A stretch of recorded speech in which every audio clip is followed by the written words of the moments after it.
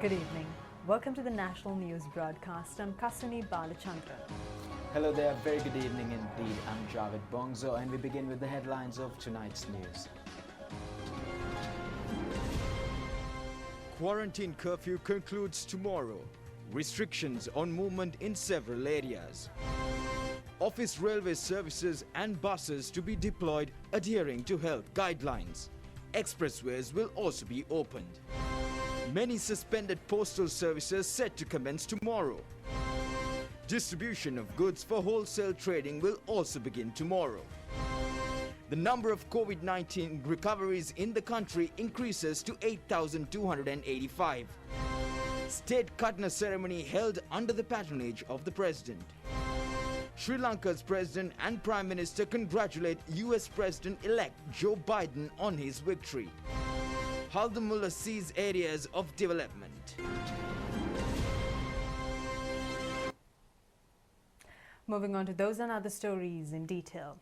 The National Operational Centre for the Prevention of COVID-19 Outbreaks says that the quarantine curfew imposed in several areas in the country will be lifted at 5 a.m. tomorrow. However, steps have been taken to further isolate many identified areas in several districts.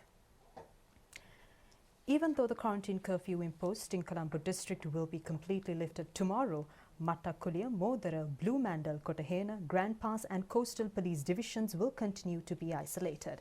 Also, Adruppu Vidhiya, Maligavatta, Dematagoda, Vallampitiya, Boralla and Kasalvatta Police Divisions will be isolated as well. In the meantime, Wattala, Paliyagoda, Kadavata, Ragama, Nigambo, Pamanugama, Jayala and Sapugaskanda Police Divisions in Gampa district have also been isolated. Horana, Ingiriya Police Divisions and Vakada West Gramanitadari Division in Kalutara District will continue to be isolated. Kurunagala Urban Limits and Kuliapitiya Police Divisions in Kurunagala District will also be isolated. Meanwhile, Mavanala and Ruanvala Police Divisions in Kegor District will further be isolated. Also, the police have informed the residents of Metsanda Sevana, Mihijaya Sevana, Modararanmina Sevana and Sirisanda Uyana and Maligavatta NHS housing complexes to refrain from travelling outside and remain in their residences.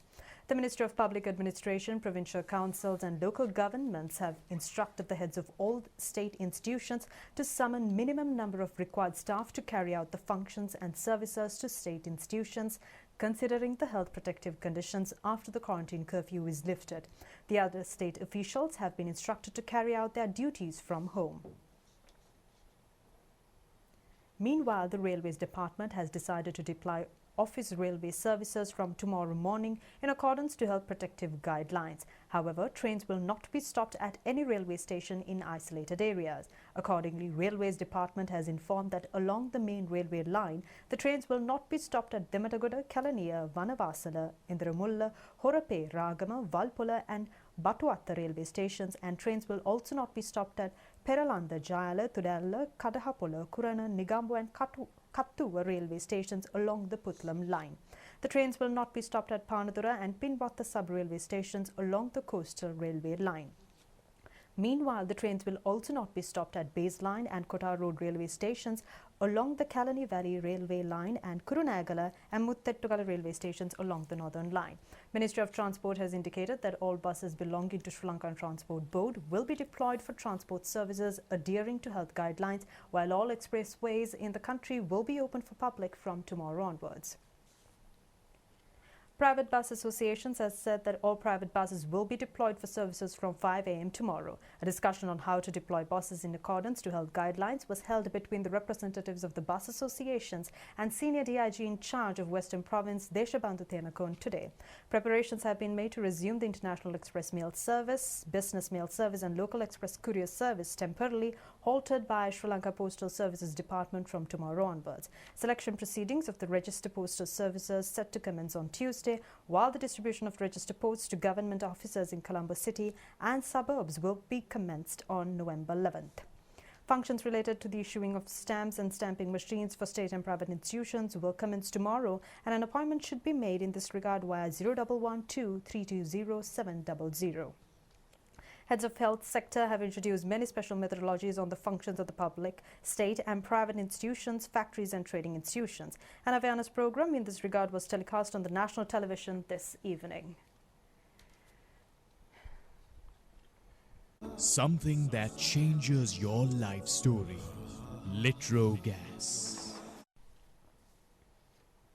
And in more local stories, the Ministry of Health says that the number of COVID-19 related recoveries in the country has increased up to 8,285. Accordingly, a total of 562 COVID-19 patients were discharged from hospitals following their recovery. A group of 120 COVID-19 patients directed to Valikanda COVID-19 Special Treatment Centre and Poonani Treatment Centre has left the centres after recovering from the disease. They have been identified as residents of Colombo and Gampaha districts. Another group of 14 COVID-19 patients directed to Pinnavala COVID-19 Treatment Centre has left the centre after recovering from the disease today. A total of 3,320 COVID-19 patients have fully recovered in the past 7 days.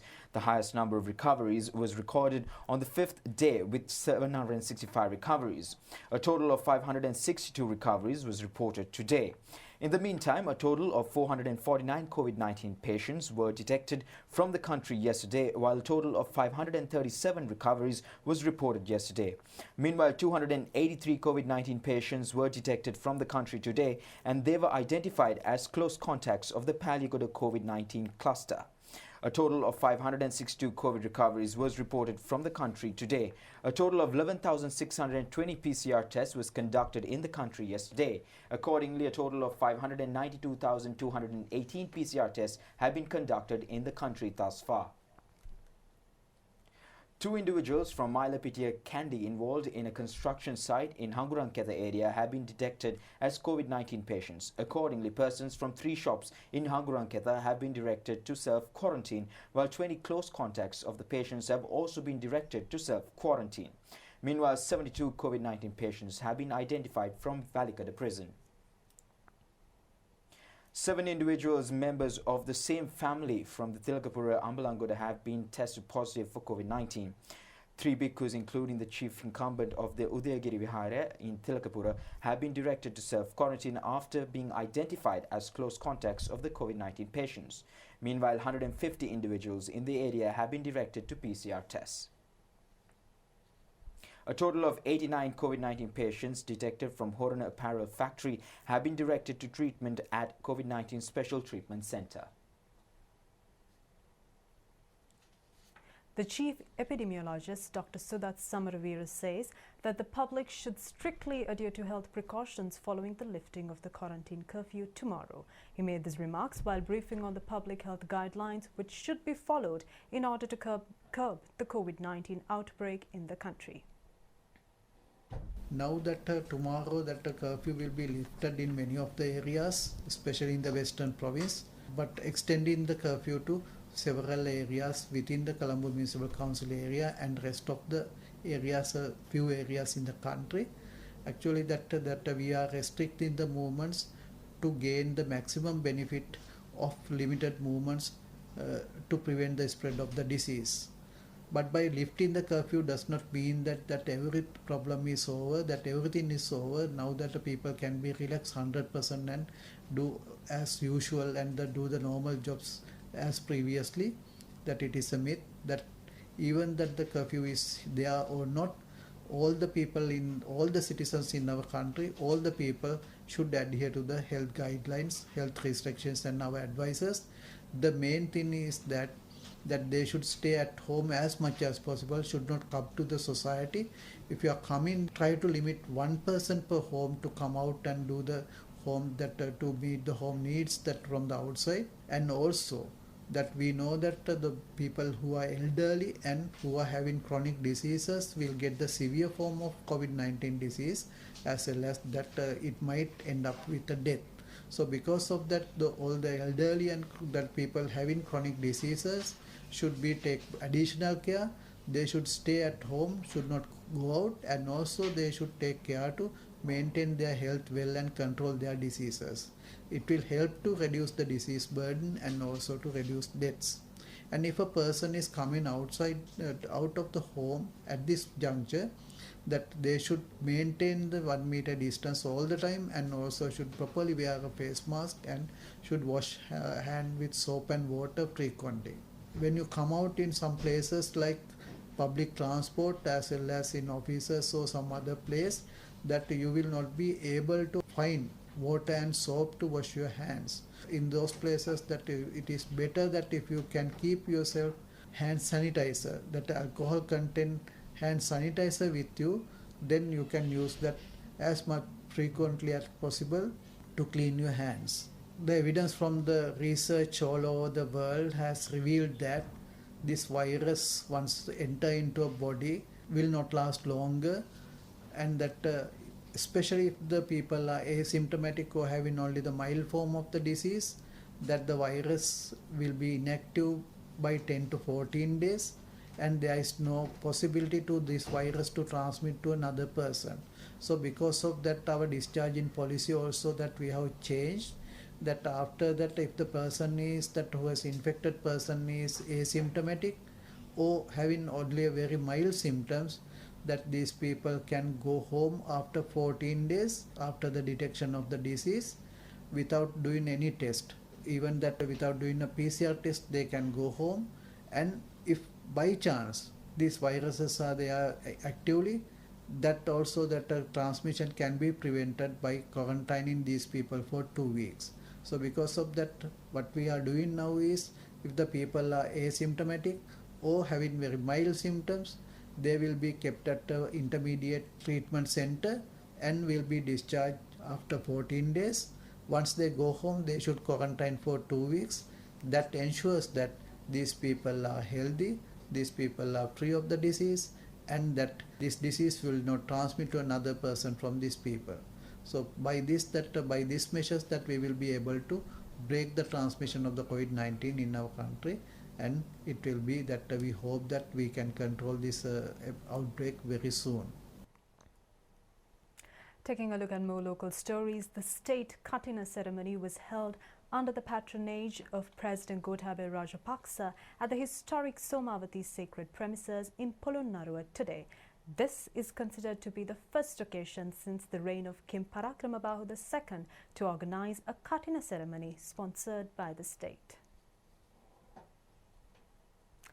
It is the tradition since the days of ancient kings to cultivate cotton, spin yarn and use the cotton cloth woven from yarn to sew the chivara known as Bhikkhu's robe and press it to Mahasangha. Arriving at the Katina Chivara Puja ceremony organized with the approval of Prime Minister Mahinda Rajapaksa, President Gotabaya Rajapaksa met the chief incumbent of Somavati Rajamaha Vihara, Venerable Pahamune Sumangala Thera, and received blessings.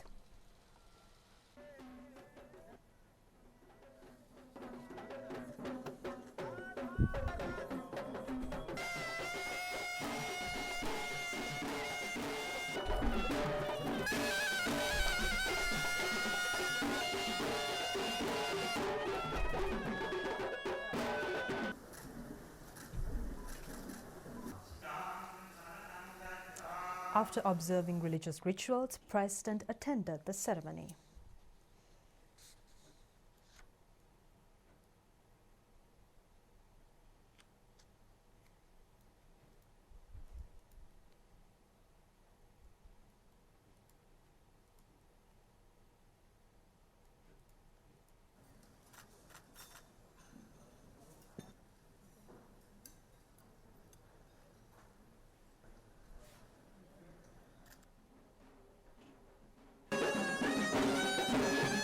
Minister Dasini Jayasekara brought the Katina Chivara followed by the almsgiving. President bequeathed it to the Mahasangha. Mahasangha, led by Deputy Chief Prelate of Malwata Chapter, Venerable Dimbul Kurmure Vimaladamathera, and Deputy Chief Prelate of Askirya Chapter, Venerable Vendaruwe Upalithera, were present at the Pinkama. Deputy Chief Prelate of Malwata Chapter, Venerable Dimbul Kurmure Vimaladamathera, delivered the main sermon.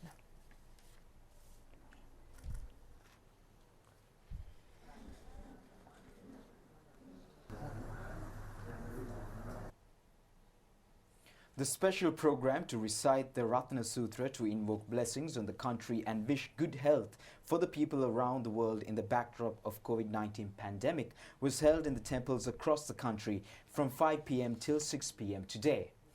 The program has been organized in accordance to the instructions of the Prime Minister. The recitation of the Ratana Sutra was held in selected temples in all districts of the country in collaboration of the other temples. The inauguration of the program was held at the Colombo Sri Sambodhi temple under the patronage of Prime Minister Mahinda Rajapaksa. The Prime Minister personally invited the Mahasangha for the Pirit chanting event.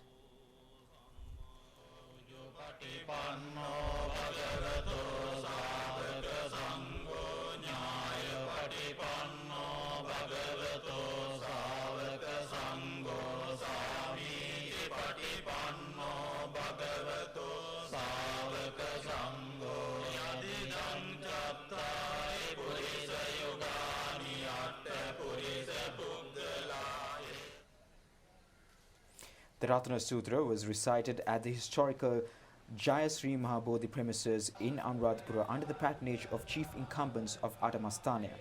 The recitation of the Ratana Sutra at the Ruwan Valley Mahasaya premises was conducted by Mahasangha led by chief incumbent of Ruwan Valley Mahasaya, Venerable Pallegama Hemaratana Thera. The Ratana Sutra was recited at the upper premises of the Sri Daldamal Gava Kandi. It was conducted under the guidance of Deputy Chief Prelate of Askiriya Chapter, Venerable Anamadwe Dhammadisithera. The Ratana Sutra was recited at the Gatambe Rajo Pavanarame under the patronage of Chief Incumbent Venerable Kapatipola Sirivimala Thera. The recitation of the Ratana Sutra was conducted at the Kataragama Kirivehera premises under the patronage of Chief Sanganayaka of Ruhunu, Magam Pattue, Chief Incumbent of the Kirivehera Temple, Venerable Kobuvaka Dhamminathera. The Ratana Sutra was recited at the Kaltara Bodhi premises under the patronage of Chief Prelate of Amarapura Sambuddha Shasanodaya Sangasabha, Venerable was Karuwe Mahinda Vansathera. The special puja was held at the Kotagala Hindu Covid premises this evening, wishing that COVID-19 outbreak in the country would be completely eradicated. A special prayer was held at the Hatton Juma Masjid today. In parallel to religious programs currently underway in religious establishments, a special mass was organized at the St. Paul's Church in Boralla to invoke blessings to the masses.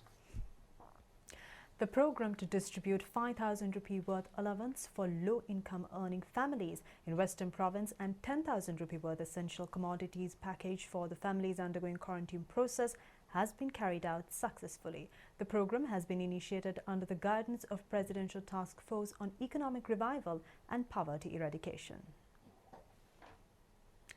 The distribution of 5,000 rupee worth allowance for selected income-deprived families in Homagama Divisional Secretariat Division was commenced today with the presence of Colombo District Secretary Pradeep Yazaratta. Accordingly, 460 families in this area received allowance worth 2.3 million rupees.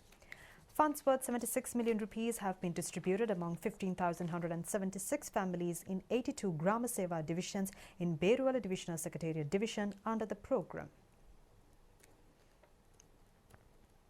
Meanwhile, 519 families in Kalupalawava zone in Kaduela Divisional Secretariat Division also received the relief allowance.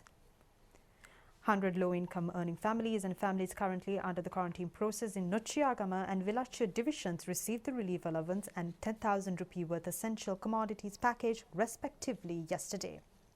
The 5,000 rupee allowance was extended to income-deprived families in Ingiri Divisional Secretariat Division today. The program to distribute 10,000 rupee essential commodity package for the people residing in multi-storied housing complexes in Colombo district was initiated yesterday. Accordingly, 3,000 families in 5 multi-storied housing complexes at Modara, Colombo received packages worth 27 million rupees. The distribution of goods for wholesale trading in island-wide economic centres set to commence tomorrow. The trading activities of temporarily closed Valisara and Migada economic centres are also set to commence tomorrow. The trading activities of the Tambutegama Special Economic Centre have been carried out in a normalised manner. Accordingly, more than 400,000 kilograms of vegetables have been purchased from the farmers at the economic centre. The distribution of goods for wholesale trading is underway at the Narayanpeta Economic Centre. Accordingly, the centre has received 35,000 kilograms of vegetables yesterday. The centre has also received close to 10,000 kilograms of rice today, and the necessary goods expected to be distributed without any shortage. The Valsara Special Economic Centre will be open tomorrow for wholesale trading activities. all necessary preparations have been made to open the economic centre, adhering to special health protective guidelines. And now for news from overseas, America has elected Democrat Joe Biden as the country's 46th president while bringing an end to his Republican opponent Donald Trump's presidency. President Gotabaya Rajapaksa and Prime Minister Mahinda Rajapaksa extended their best wishes to the newly elected US president via Twitter. President Gotabaya Rajapaksa congratulated US President-elect Joe Biden on the historic presidential election victory and mentioned that he is looking forward to work with the new US president to strengthen bilateral relations between the two countries. President Rajapaksa also extended his best wishes to US Vice President-elect Kamala Harris.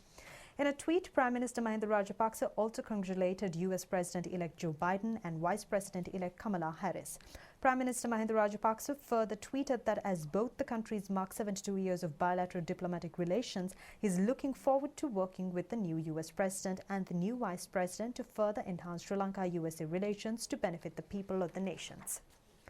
The US presidential elections hanged on knife's edge for the last couple of days, with the results in 4 US states remaining undeclared and uncertain. In crucial battleground states, Democratic challenger Joe Biden was wielding a healthy lead over President Donald Trump as the possibility on his victory declined by the day. To reach the figure of 270 electoral college votes to claim victory, President Trump was required to win all 4 remaining battleground states of Georgia, Pennsylvania, North Carolina and Nevada. However, Democratic challenger Joe Biden secured 20 electoral college votes in Pennsylvania, surpassing the 270 electoral college votes needed to defeat incumbent Trump and to win the White House. In a special statement following his victory, the Pennsylvania-born Democrat and U.S. President-elect Joe Biden pledged to unify a deeply divided nation. Following his victory, U.S. President-elect Joe Biden will become the oldest president in American history, a title previously held by Ronald Reagan. President-elect Biden, who will turn 78 on November 20th, was born in 1942 during the Second World War.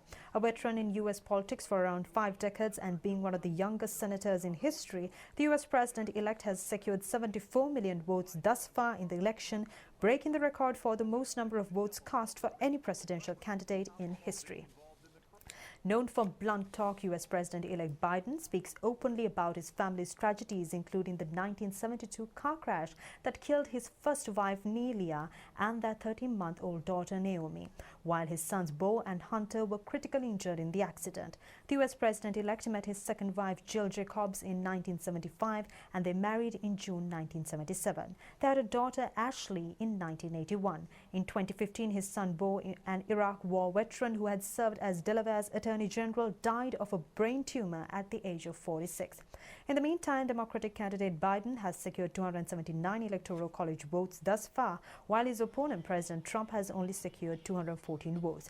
Biden leads vote counts in the battlegrounds of 4 remaining states at present. As counting enters its 6th day, it is still unclear when the contest will end. As thousands of people are rallying across the United States to celebrate the projected victory of Democrat Joe Biden, some of the President Donald Trump supporters are insisting that the presidential contest is still not yet over. President Trump has cast doubt over the U.S. electoral process, accusing Democrats of engaging in widespread voter fraud, which experts and elections officials in several states have rejected as baseless. Villagers Velangvita and Akkarasiya in Haldumulla area located in Badola district, which remained deprived of public amenities for a long time and where the majority is poor, have now entered into a period of rapid development. Larger part of the expected targets included in the proposed development plan has already been achieved. The remaining is projected to be met in the next 2 months. With a population around 48,000, Haldumulla is the most difficult divisional secretariat division in the Badola district. Velambita and Akkarasiya are considered as the most neglected villages in the division. Commencing the discussion with the village program, President Gotabaya Rajapaksa went on an inspection tour of Kumaratana village in Haldumulla on 25th of September. Villagers informed the president that the people had abandoned their traditional homes due to their inability to meet even the basic needs. Heeding to their requests, President instructed officials to attend to their needs for roads, electricity, water and schooling for children within 3 months. Implementing the program, a comprehensive development drive has been launched by 19 government institutes under 51 projects. President paid special attention to the development of the road network. 5 kilometers of the 12-kilometer long Akkarasiya-Velangvita road has been paved with concrete. Carpeting of the remaining distance has commenced. After completion, the travel time from Akkarasiya to Velangvita will be reduced from 1.5 hours to 20 minutes. The Ceylon Transport Board will add a passenger bus upon completion of the road. Construction of Gampaha Velangvita, Kalipanavala, Halkanna, Akkarasiya, Kakkutuavara and Beragala Vallavai roads have also been commenced. Pylons for power supply are being installed and the wiring is set to commence soon. Once the groundwork is completed, Sri Lanka Telecom and Mobitel are prepared to meet the communication requirements. The National Water Supply and Drainage Board has completed the feasibility study report and preparation of estimate to supply drinking water facility. The 17th Engineering Services Regiment is in charge of the construction of the new building of Kumaratana Vidyalaya in Velangvita. Construction of the 4-classroom building was commenced on the 4th of September. Work is expected to be completed before the new school term. Construction of the new classroom building at Sorogune Vidyalaya has also been completed. As a solution to the shortage of teachers in schools, teachers have been appointed covering all subjects. New principals have been appointed to Vellavaya Gampaha Vidyalaya and Janananda Vidyalaya. Haputale Tamil Mahavidyalaya is to be included in the project to elevate 1,000 schools to the level of national schools. Construction of Kotaboga Standard Playground was completed and vested with the public recently. Surveying of 187 plots of land has been completed and the remaining is scheduled to be concluded before the end of the year. Lands under the purview of the Department of Wildlife and Forest Conservation which can be released will be granted to the farmers who are engaged in traditional cultivations. During his visit, President inspected the house destroyed by wild elephants. Upon President's instructions, the Sri Lanka Army has built a 3-bedroom house for the family. Residents in the area expressed their gratitude to President Rajapaksa and the government for the development programs launched in Haldamulla village, which was neglected by every government for a long time period. Another phase of the national program to uplift rural economy was held at the auditorium of the Jaffna District Secretariat today, covering the districts of Jaffna and Kilnochi. This program was held under the presence of Minister Namal Rajapaksa. The national program to uplift rural economy was implemented by the Prime Minister's office in accordance to a concept of Minister Namal Rajapaksa with the approval of the Presidential Task Force. The main objective of the program is to introduce the state mechanism to the grassroots levels in order to build a prosperous nation based on the preparation of a people-centric economy in building a national economy as cited in the Saubhagya Dakma policy statement of the President. The Social Infrastructure Committee, chaired by the Minister, briefed the relevant officials on the development projects expected to be carried out in Jaffna and Kilnochi districts during the next year. Officials directed issues pertaining to their districts at the meeting and relevant ministries provided necessary solutions for the respective queries. Responding to a query raised at the meeting, Minister Namal Rajapaksa said that the construction work related to the Kilnochi district grounds said to be expedited and all the uncompleted grounds expected to be completed in the next couple of years. The attention of the discussion was directed to establish a rehabilitation center for youth addicted to illegal narcotics and a multitask youth center targeting the youth. The Guru Gather Educational Program, a joint collaboration of Sri Lanka Rupavahini Corporation and National Educational Institute, will telecast on Netra and I channels from tomorrow until 15th November. GCE ordinary level examination subjects including Sinhala, Maths, Science, History, Social Studies, English and Religion will be focused through Guru Gather Educational Program.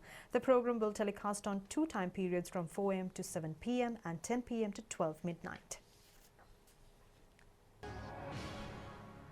And that's it for tonight's news. Do watch us tomorrow at the very same time. Good night. Good night.